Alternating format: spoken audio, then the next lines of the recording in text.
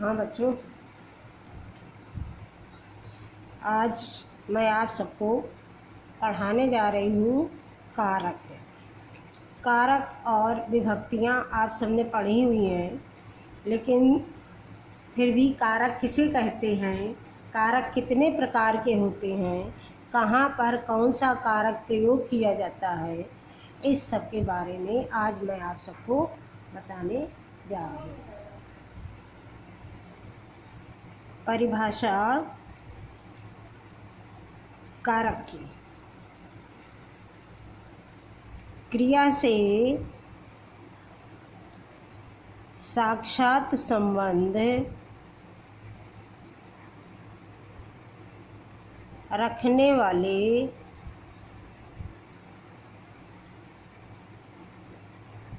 विभक्ति युक्त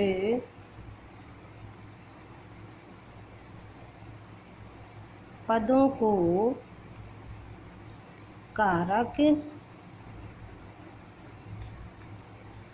कहते हैं या कारक कहा जाता है। ये हमारी हो गई कारक की परिभाषा। क्रिया से साक्षात संबंध रखने वाले विभक्ति युक्त पदों को कारक कहते हैं। मतलब जिनका संबंध, जिन शब्दों का संबंध क्रिया से होता है, उन शब्दों को हम कारक कहते हैं। जिनका संबंध क्रिया से नहीं होता है वो हमारे कारक संस्कृत भाषा में कारक नहीं कहलाते हैं। इसके बाद है कारक के प्रकार। कारक के प्रकार या भेद एक ही बात होती है। कारक के प्रकार या भेद। हिंदी भाषा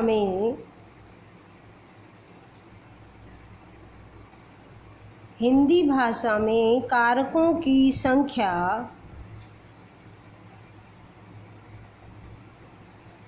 8 मानी गई है। 8 मानी गई है,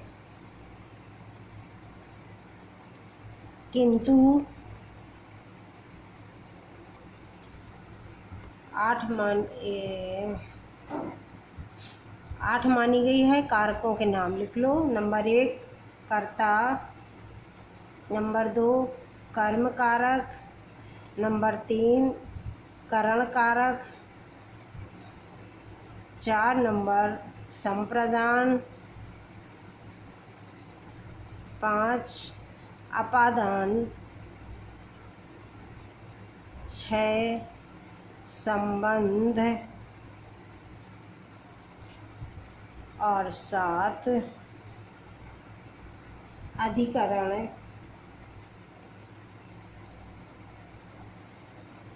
8 नंबर है संबोधन। ये 8 हिंदी भाषा में कारक माने गए हैं। हिंदी भाषा में इन 8 कारकों को कारक की संज्ञा दी गई है, किंतु संस्कृत के विद्वान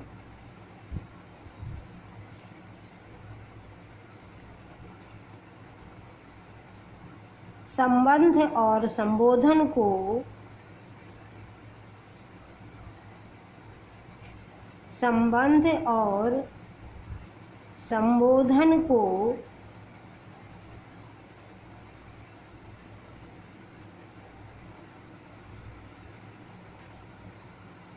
कारक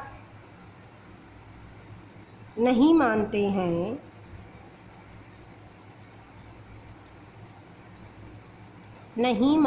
हैं, क्योंकि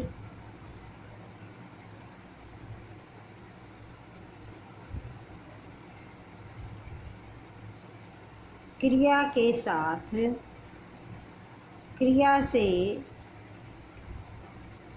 साक्षात संबंध न होने के कारण इन्हें कारक कारक नहीं माना जाता है।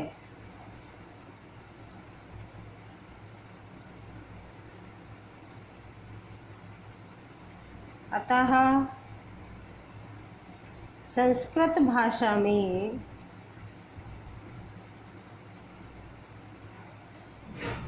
कारकों की संख्या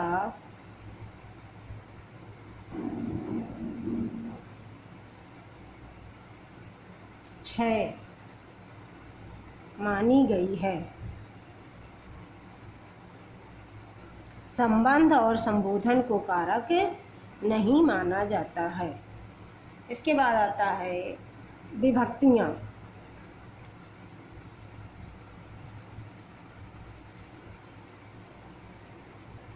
विभक्तियाँ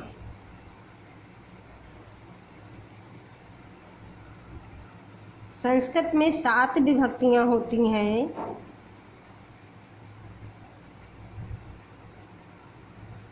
सात विभक्तियाँ होती हैं।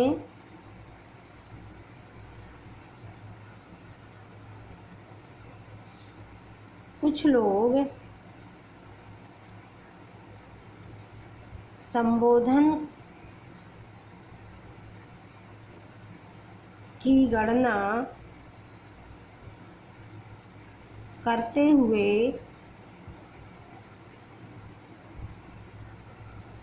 8 विभक्तियाँ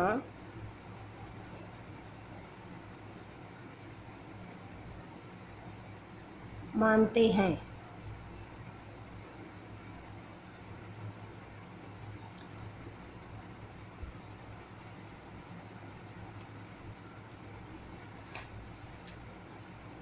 संबोधन में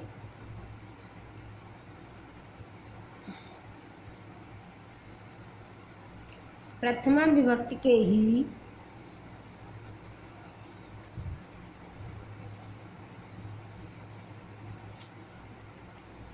ही शब्दों का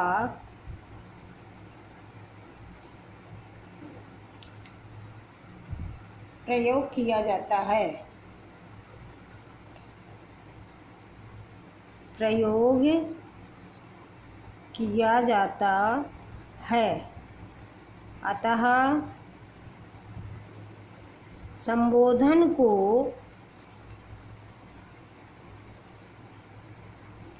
विभक्ति नहीं मानते हैं। ये सब आप सब अपनी अपनी कॉपी में लिखेंगे।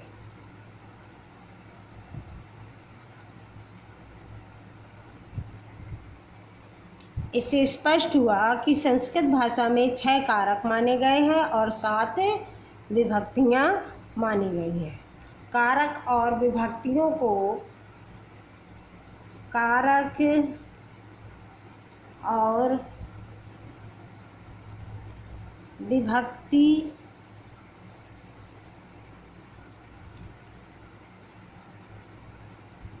विभक्तियों में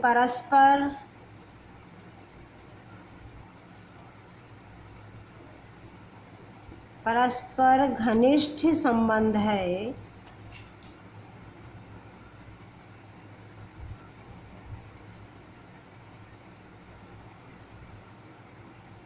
जिसे तालिका के द्वारा स्पष्ट किया जा रहा है। जिसे तालिका के द्वारा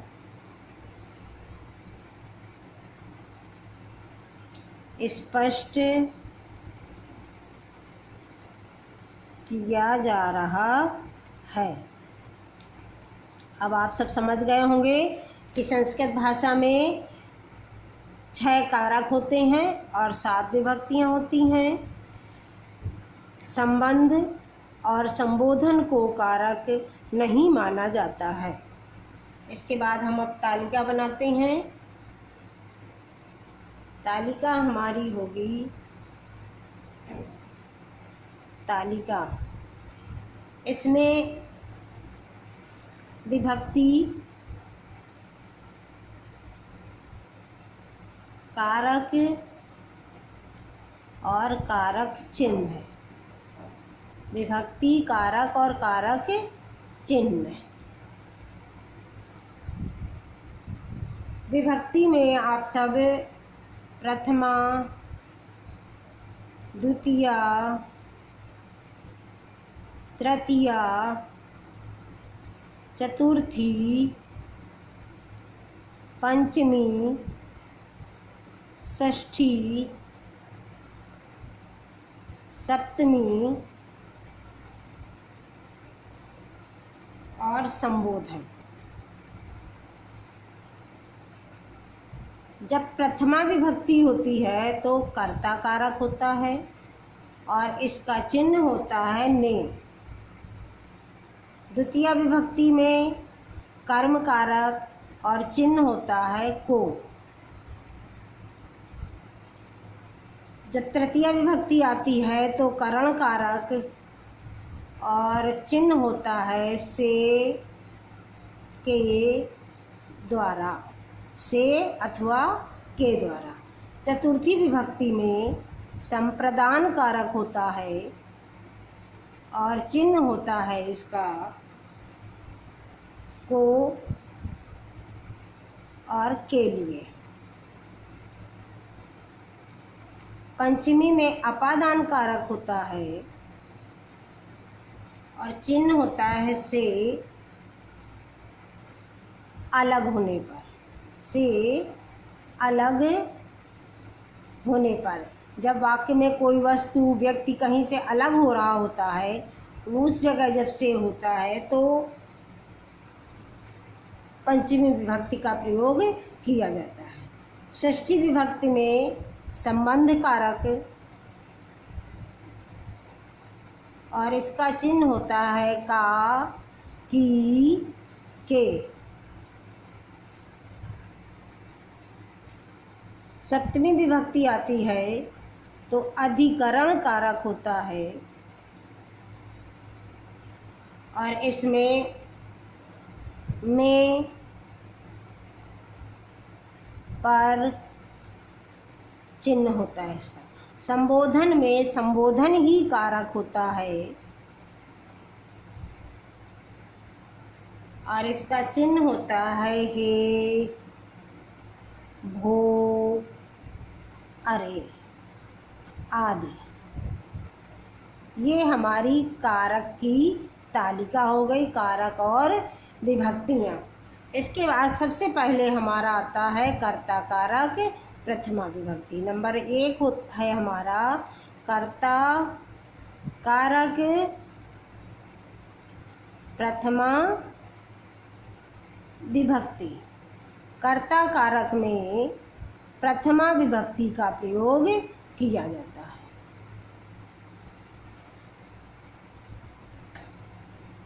आगे कर्ता कारक पढ़ा देते हैं। कर्ता कारक क्या होता है? कर्ता, कर्म, क्रिया, ये सब आप एक सेंटेंस के द्वारा समझ लें। सबसे पहले तो जैसे बालक या छात्र कलम से विद्यालय में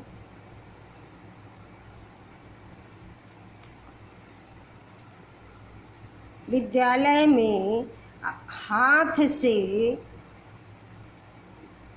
कलम से हाथ के द्वारा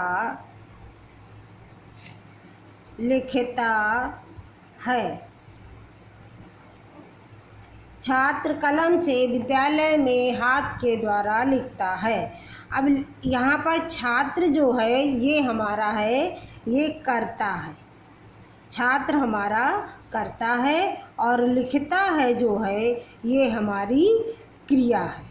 छात्र कर्ता है, लिखता है क्रिया है, कलम से विद्यालय में हाथ के द्वारा, ये सब हमारे कर्म हैं। कलम से किसके द्वारा लिखता है? कलम के द्वारा लिखता है। कहाँ पर लिखता है? विद्यालय में लिखता है। किससे लिखता है? हाथ के द्वारा लिखता है या पेपर में लिखता है। कुछ भी लिख सकते हैं यहाँ पर इस सेंटेंस में।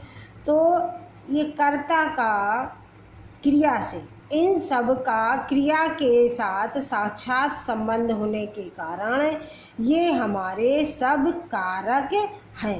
यानी कलम से चिन्ह किसके द्वारा लिख रहा है? से चिन्ह हमारा जिसके द्वारा, जिस साधन के द्वारा कर्ता अपना काम पूरा करता, वहाँ पर तृतीया विभक्ति करण कारक होता है। विद्यालय में जिस स्थान में काम पूरा होता है वहाँ पर सप्तमी विभक्ति होती है और अधिकरण कारक होता है, क्योंकि इसका चिन्ह देखो में या पर है। जिस स्थान में कोई काम होता है वो हमारा अधिकरण कारक होता है। हाथ के द्वारा हमारा तृतीया का है।